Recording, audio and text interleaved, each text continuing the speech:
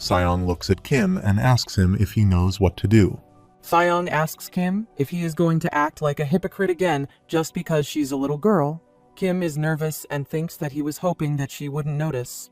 Seong asks Kim if he is going to be the good guy again, and then she guesses she will have to be the villain again.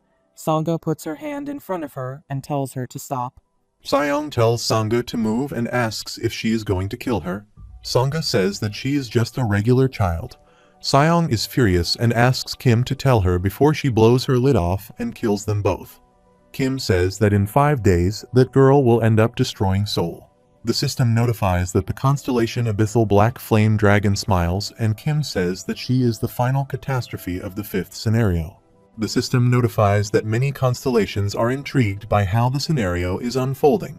Kim thinks that night the girl didn't die because Sangha didn't want them to kill her, and he agreed with her. Seong is furious at them and leaves the room, telling them to do what they want. Kim tells Sangha that the catastrophe of floods, the final catastrophe of the 5th scenario, is the most dangerous and the most tragic catastrophe. Sangha puts the blanket on the girl and puts her to sleep. She says so. She is a catastrophe like the catastrophe of questions. Kim says that they are similar but different. Sangha says that she doesn't look like a catastrophe no matter how much she looks at her. She asks Kim how she is going to become a catastrophe in just 5 days. Kim is looking at her character profile.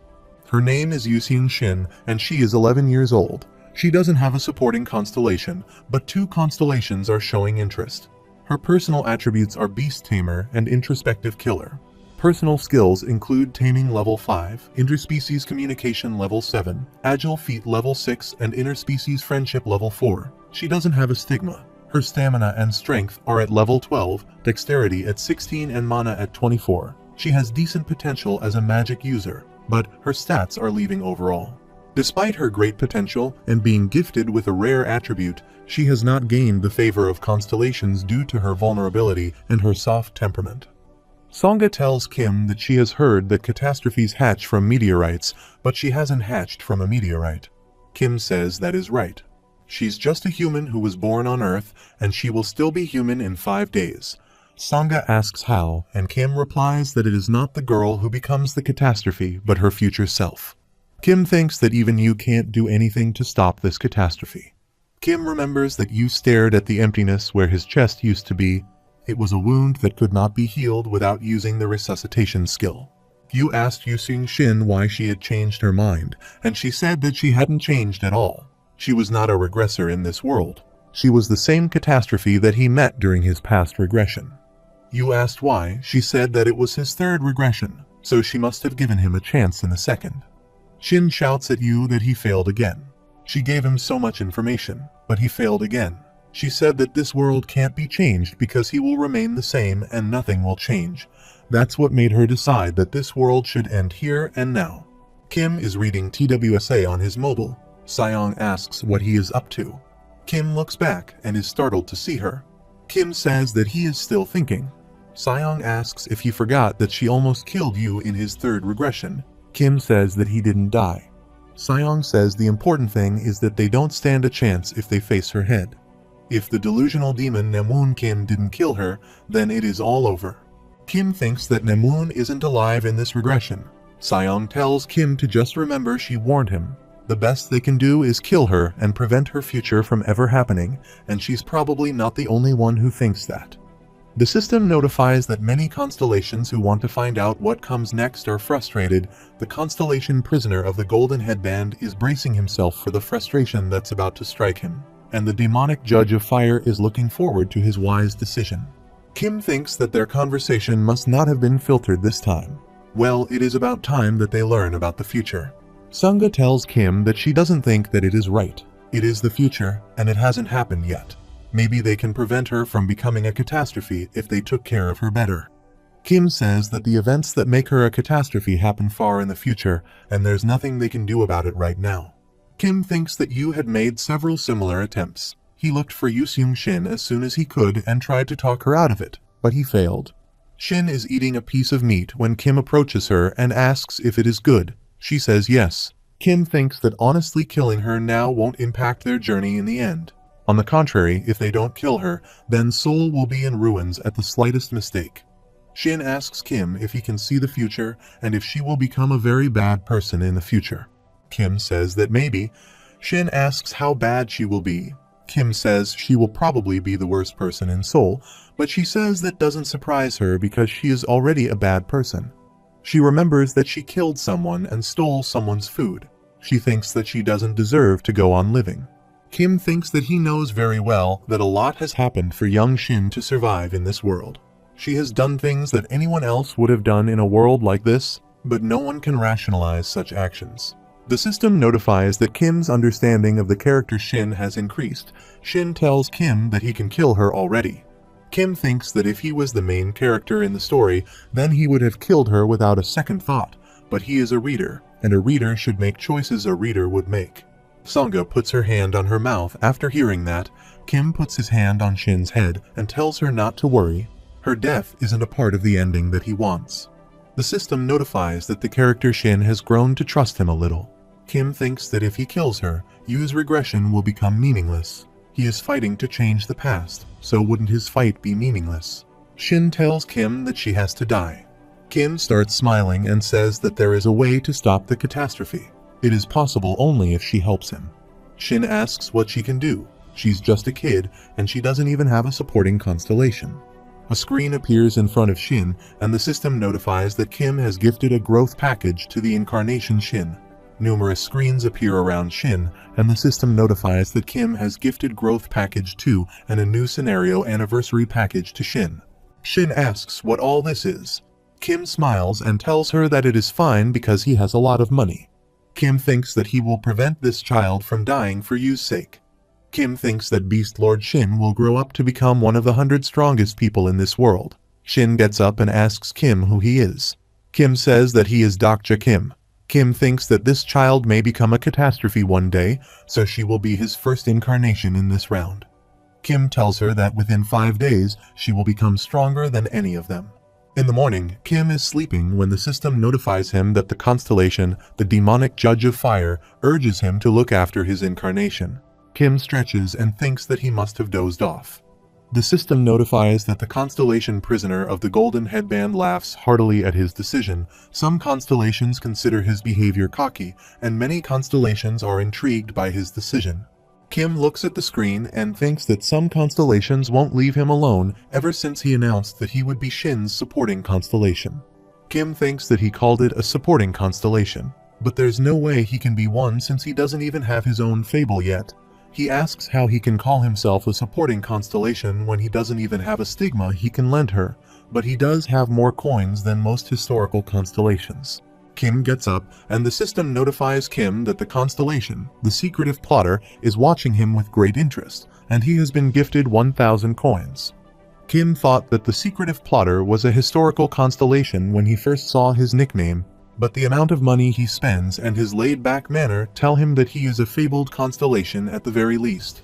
He can't find anything about him in TWSA. Kim wonders if he is from another world. He looks up from the screen and sees that Shin is practicing with a little monster. Kim asks her if she has slept, and she replies that she has not yet. Kim tells her that she will be penalized if she doesn't get any sleep, so she should get some sleep first. Shin tells him to let her practice a little more. The system notifies that the character Shin has activated the skill Interspecies Communication Level 8 and Taming Level 7. She is trying to control the monster as a hand emerges from her aura. The monster starts growling at her, and the system notifies them that the taming has failed and the monster has begun rampaging. At the same time, a knife strikes the monster and kills it. Seong says that it is so loud as she throws the knife after waking up from her sleep.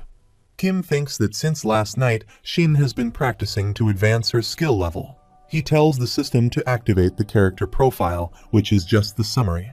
The system displays her information on the screen. Her full name is Yuseung Shin, and her personal attributes are Beast Tamer and Introspective Killer. Personal skills include Taming Level 7, Introspective Communication Level 8, Agile Feat Level 8, and Introspective Friendship Level 6. Overall stats include Stamina at Level 19, Strength at Level 14, Dexterity at Level 44, and Mana at Level 45. The character is currently using Growth Package 1 and Growth Package 2, and the character is currently using a new Scenario Package. Kim thinks that her skills have increased drastically with the 2 growth packages. He is sure she is the only incarnation in Korea who is receiving this much support.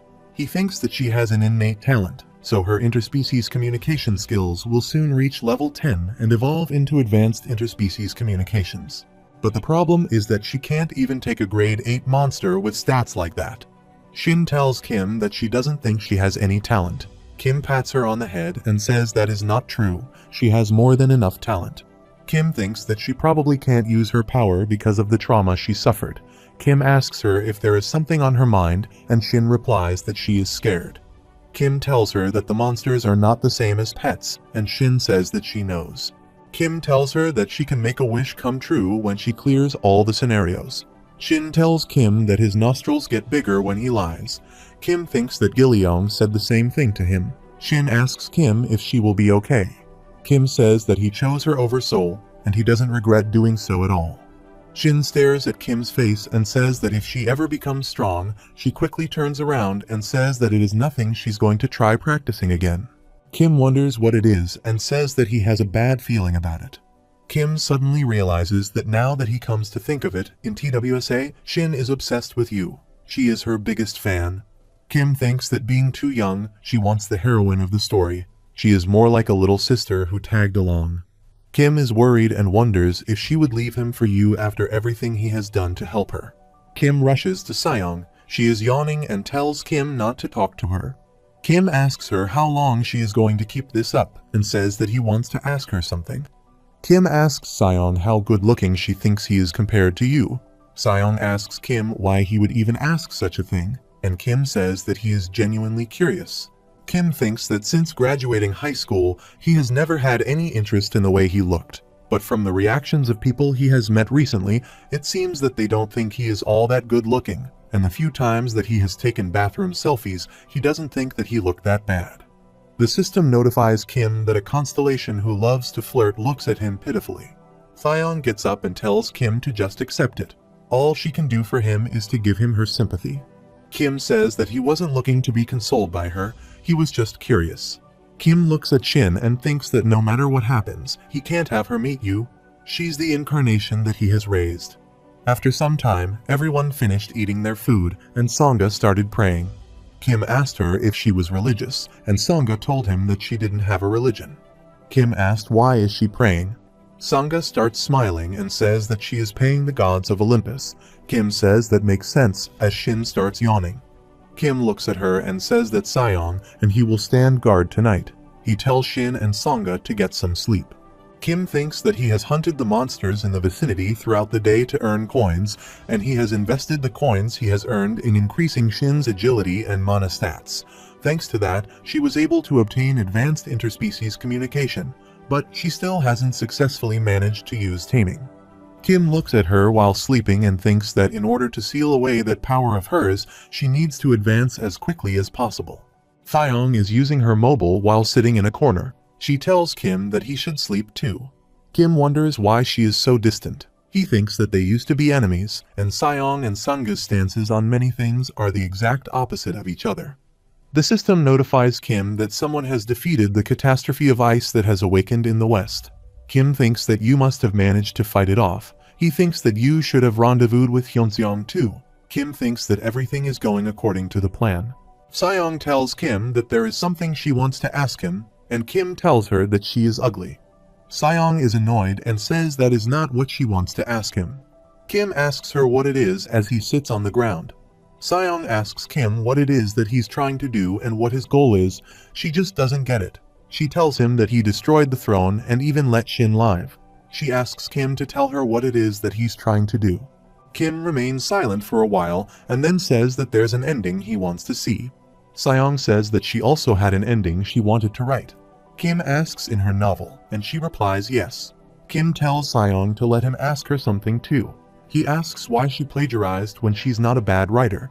Seong is annoyed at Kim and says that she told him she didn't plagiarize anything. She says that Kim holds TWSA in high regard, but many elements of TWSA were taken from other novels too. She asks isn't harder to find a novel these days that doesn't have stuff like that. Kim tells her that hers is a problem because it is the most similar to TWSA. Sayong says there's a reason for that and asks if Kim wants to hear a story. Sayong says once upon a time, there was this poor little girl. Kim interrupts her and says that if this is a story about a poor girl who used to love to write, but gave up on her dreams and resorted to plagiarism to make ends meet, then no thanks. Sayong asks Kim if he can read minds. Kim starts laughing and says that he is not a god or anything. If he could do something like that, then he wouldn't be in this mess right now. The system notifies Kim that the character Sayong is using the skill lie detection level 3, and she has confirmed that he is telling the truth. Sayong tells Kim that if he can read minds, then try reading her mind right now. Kim looks away and says that he can't. Sayong tells him that she hasn't plagiarized anything, and the system notifies Kim that she is telling the truth. Sayong says that she read TWSA, but it was a coincidence that her novel turned out so similar. She says that she was only transcribing her dreams, and Kim is shocked to hear that. The system notifies Kim that she is telling the truth. Kim wonders if she is using her subconsciousness to defend herself from the accusation of plagiarism. Kim is annoyed at her and says that she read TWSA, which is how she dreamed about it. Sayong says that may be true, but lately she has been thinking that this reality is based on a novel, and if she is only a recreation of that novel, then maybe her existence itself is plagiarized. Kim says that she must be trying to gloss over this issue with that nonsense. Sayong says that it is just a thought she had. Kim thinks that he has actually thought of the same thing himself. Kim thinks it has crossed his mind ever since TWSA became a reality. He wonders if the novel overlaps with their reality, or if reality is turning into the novel. Kim puts his hand on his head and tells Sayong that they should swap shifts. Kim tells her to sleep first. Kim tells her that if she keeps spewing confusing stuff like that, they will lose constellations on their channel. Sayong tells Kim that she has been getting fewer coins from them since she joined him. Sayong shows Kim her tongue. Kim thinks that it is comforting to have her around, and he is relieved to know that he's not the only one who knows that this world is a work of fiction. It is stately comforting. Kim gets sleepy all of a sudden, and he dozes off. After some time, Kim opens his eyes and suddenly gets up. He wonders when she fell asleep, and he tells Sayong that he will stand guard now so she can sleep. Kim is shocked to see that Sayong is lying dead on the floor. Kim checks her pulse. Sangha wakes up and sees that Kim is checking Sayong's pulse. Sangha runs towards him and asks what happened. Kim says that she is not breathing. Kim wonders if he is in shock right now because Sayong is dead. Sangha starts checking her dead body and says that she doesn't see any wounds. Kim wonders if she has been poisoned, and Kim asks how everyone else is okay when the poison is used. Sangha says that she is sorry. She must have slept too much. Kim asks if she has been asleep this whole time, and she replies yes. Kim looks at Shin and thinks that it would mean that none of them did guard last night. He thinks that everyone else fell asleep too when he did and wonders why he suddenly fell asleep. Kim looks at the bones and picks up the plate. Kim thinks that this dust is the stem of Yanaspleta. Kim asks Sangha who cooked their meal last night, and she says that it was Sayong. Kim stands up and says that she fooled them. This is one of her avatars. Kim wonders why she would pull a prank like this. Kim looks at their contract and thinks that she shouldn't be able to leave due to her temporary pledge. Kim sees that something is appearing from the avatar's chest. He brings out his sword and stabs the avatar. Kim thinks that avatars don't perish unless their heads are destroyed. The system notifies Kim that the avatar of the character Sayong is suffering for violating the pledge, and Sayong has nullified most of the penalties that come from the temporary pledge by sacrificing her avatar. Kim thinks that he didn't know that her avatars could be used like this. Shin asks if she is gone, and Kim says that he guessed so. Kim thinks that it doesn't matter how many times he asks. The truth is that Sayong has nothing to gain from being with him. The avatar disappears, and there is a note left there for Kim. It says for his troubles. Kim looks at the note and thinks if she could sacrifice her avatar to leave him. He wonders why she has stayed with him all this time. Kim crumples the paper and says that he just can't figure it out. Kim tells everyone that they should get going too. In the morning, Sayong is using her mobile on top of a building and says that Kim is an idiot. She asks if she shouldn't at least pretend to look for her. Sayong looks at Kim waking on the footpath and says that she is sure they will cross paths again. She writes that there's no telling whether they will meet again as friends or enemies. After some time, Shin sits down and there is a yellow screen in front of her. Kim kneels down and tells her that he doesn't have a stigma, and he can't lend her any powers like the constellations can, but he does have a lot of coins. Kim tells her that she doesn't have to sign the support contract. If she doesn't want to buy, if she does, and then she will not regret it. Shin asks if she signs this, would she not be able to sign with any other constellations? Kim nods his head and tells her not to worry, he won't meddle in her affairs like the other constellations. Shin says that she will do it because she has decided to trust him anyway. Kim is surprised to hear that. The system notifies Kim that the support contract has been agreed upon, and he has become the supporter of the Incarnation Shin. The system notifies Kim that he is not a constellation, so he can't use most of the powers that are available to other supporting constellations. Kim puts his hand on Shin's head and says that he expected that much. This must be it for now. The system displays that the available powers support incarnation and encourage incarnation. The system notifies that the constellation prisoner of the golden headband smirked, and the secretive plotter congratulated Kim on his first support contract. Many constellations wanted to become his supporting constellations, and Kim was gifted 5,000 coins. Kim looks at the screen and thinks that he is an incarnation that has another incarnation, even though he is not a constellation yet.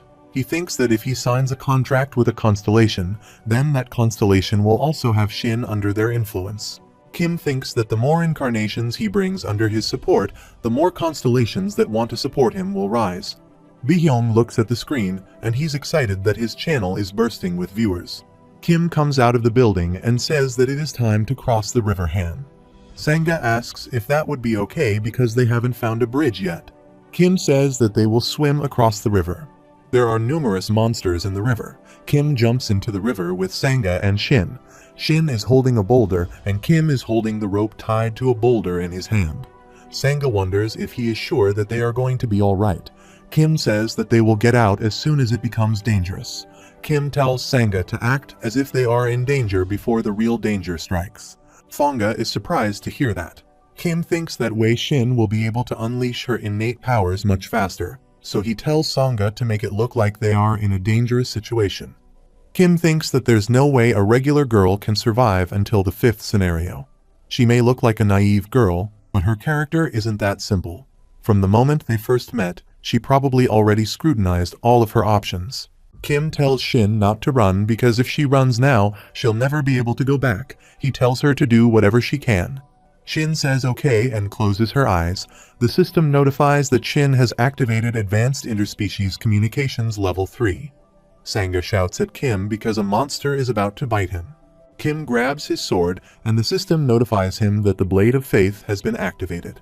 Kim cuts the monster and jumps on it. Shin is about to fall into the river, but Sangha catches her using her rope. Kim thinks that this wouldn't be a problem if he used the Way of the Wind, but that won't make things dramatic enough. Kim calls the monsters towards him, and they start attacking Kim, and Shin shouts at him. Kim says that is good. She should be more anxious, more eager, and more desperate. A monster bites Kim's leg, and Kim is hurt by it. Shin starts remembering the moments she spent with Kim and shouts no.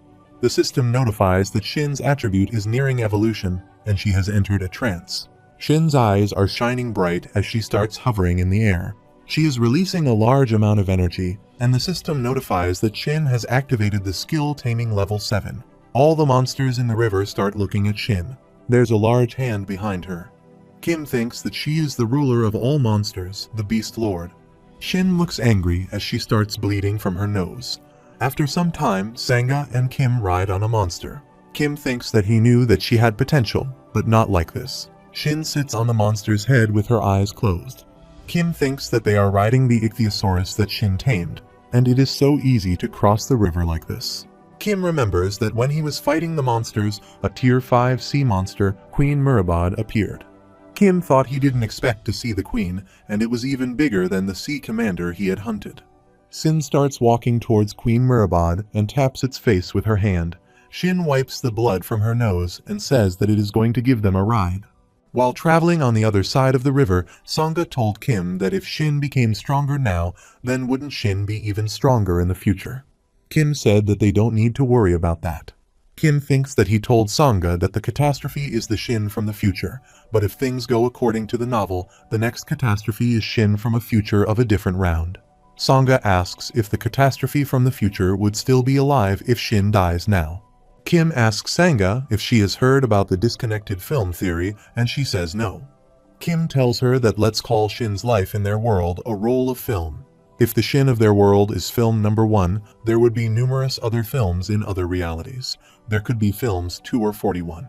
Sangha says then there would be as many films as there are worlds. Kim asks what if one of those films becomes disconnected and attached to the end of film number 1, and what if the latter half of film number 41 is spliced to the end of film number 1. Kim asks what will happen when that film is played. Sangha says that the content of the film will change midway. She says that would mean that the two films can't affect one another. Kim says yes, that is right. Sangha says let's say the current Shin is from film number 1 and Shin from film number 41 is the catastrophe. Since the two films exist independently of each other, nothing that happens to the Shin of their world can affect the catastrophe in any way. Kim thinks that Sangha is very smart. Sangha tells Kim that it still doesn't answer her question, and she asks Kim if the catastrophe would still be present even if Shin died. Kim asks, what if film number 1 is burned to ashes, the tape that's been spliced would burn too, and the Shin of the future will die if the Shin of the present dies, since the two worlds have been forcibly linked. But the future Shin won't be affected, even if the Shin of the present changes. This is the paradox that is the core of the upcoming catastrophe. Sangha starts smiling and tells Kim that he knows so much. She says that she has heard about the parallel universes, but she hasn't heard anything about that before. Kim starts smiling and thinks of course she hasn't. It is a theory created by the author of TWSA.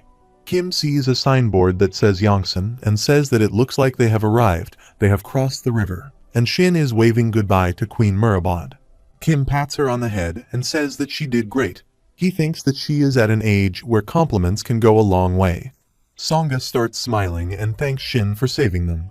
Kim is startled to hear a noise and wonders if it is a monster. He sees that there is a giant mantis. They are shocked to see that, and Kim grabs his sword. Someone is riding on the mantis. They look down and say that it is Dr. Kim. At night, Gilyong is hugging Kim. Kim asks how long it has been, and Kim receives a text message from Donghoon Han, who says nice to see him again. Kim says that it has been a while since they last saw each other and asks Han if it would hurt him to just speak to him. Han texts him again that he doesn't want to. Shin sees the kid hugging Kim, and she also starts hugging Kim and glares at the boy. The boy asks her what she wants. Shin tells Kim that the boy is staring at her, and the Gilyong asks Kim who she is.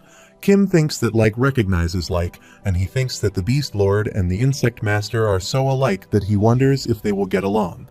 Kim asks the Insect Master if he hasn't run into Huiwen yet. He replies no, but he thinks that he knows where she might be, and he has sent his bugs to look for her. Kim thinks that Huiwen is in the north right now, and the north is where the King of the Wanderers is. Kim thinks Huiwen may have made contact with them.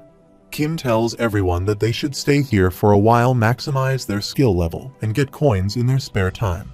He tells everyone to get their stats as high as they can. Kim asks Sangha if she managed to get in contact with her family. Sangha is surprised to hear that the system notifies that Han has used AI Internet Level 7. Sangha puts her hand on her mouth, and her hand is shaking while she holds the mobile. Kim tells Sangha to tell her family about their situation here. He tells her that once this scenario ends, the outer suburbs of Seoul won't be safe anymore. Sangha asks what is going to happen. Kim says that he doesn't know what will happen, so she tells them to get ready. This is the best she can do for them for now. Sangha asks what about his family. Kim says that he is fine, his family is in Seoul, and she will be fine. The system notifies Kim that someone has defeated the catastrophe of water in the north. Kim thinks that 4 of the 5 catastrophes have been taken care of. The catastrophe from the flaming depths of hell of the south, the catastrophe of questions of the east, the catastrophe of ice of the west, and the catastrophe of water of the north, and now only the catastrophe of floods remain. There is a red meteorite near the river. Meanwhile, Huiwen is training her sword skills with someone. She says that Jianuchi's techniques are amazing, and she says that this is enough for training. Jianuchi tells Huiwen that her swordsmanship is just as impressive. He says that since she'll soon be getting a supporting constellation, he will be no match for her anymore. Huiwen starts laughing and tells him to stop it. Jianuchi asks if she is sure that she doesn't want to join them at the Nouvelle Vague. He says that their king would be overjoyed if she did. Huiwen says that she is sorry, but she has some friends waiting for her. Giannucci says that he hopes they know how frantically she's looking for them. Huiwen is sweating and says that they will. Huiwen says that she has a feeling that they might be watching her right now. Kim's shadow is startled to hear that and says that it is almost as if she's the omniscient reader between the two. He thinks that Huiwen seems to be progressing without a hitch. Kim sees that he is sleeping while the Insect Master and Beast Lord are preparing to sleep beside him. The Insect Master tells Shin to get away from Kim while he is being nice. She tells him to make her, and he calls her a lousy mutt. Shin tells him don't talk to her bug boy. They both angrily stare at each other. The Insect Master tells Shin that Kim doesn't like little kids like her. He knows who Kim likes. Shin asks him who it is, and he says there's this girl. After some time, Kim opened his eyes and wondered if it was a dream. Time flew by, and the sub-scenario, which seemed to go on forever, had finally come to an end. Shin asked the bug boy if he was hugging Kim, and he asked so what. Shin asks him if he is a baby. Kim says that he guessed that it wasn't a dream. The system displays that the sub-scenario survival activities, the difficulty is C+, clear conditions are to survive in the ruined city for 10 days. He must eat 3 meals a day, sleep for 6 hours every night, pay a survival fee of 500 coins before going to sleep. If he fails to perform any of the 3 conditions, he will be met with a penalty. Duration is 10 days, there is no reward, and the penalty upon failure is death. This is a scenario where the coin event is applied. All monsters that appear during the scenario have a chance to drop coins when defeated. The system notifies that the sub-scenario survival activities have been completed. Suddenly, a Dakibai appears in the city. He is wearing a black suit and glasses. He says that he must have kept them all waiting and asks if they enjoyed their survival activities. At long last, the 5th scenario, which they have all been waiting for, will begin. He says that there was a little mix-up in the schedule, but he assures them that this scenario will be well worth their wait. Kim is on the move. Kim looks at the Dakibai and thinks that he must have gotten an earful from his superiors. He looks like he has lost some weight. The Dakibai says that he sees that they have already defeated the catastrophes. Hats off to their efforts, but compared to the last catastrophe that they will go up against, the rest were mere child's play. Everyone is scared to hear that. The Dakibai says that depending on how they perform in this scenario, all that they have accomplished up to this point may turn out to be futile, and everything may even come to an end, but luckily for them, there are beings out there who pity the situation that they are in. Numerous other Dakibai also appear in the sky. Kim thinks that before the 5th scenario, one last event will occur. The Dakibai announces that they'll begin the second support selection, now as he snaps his fingers.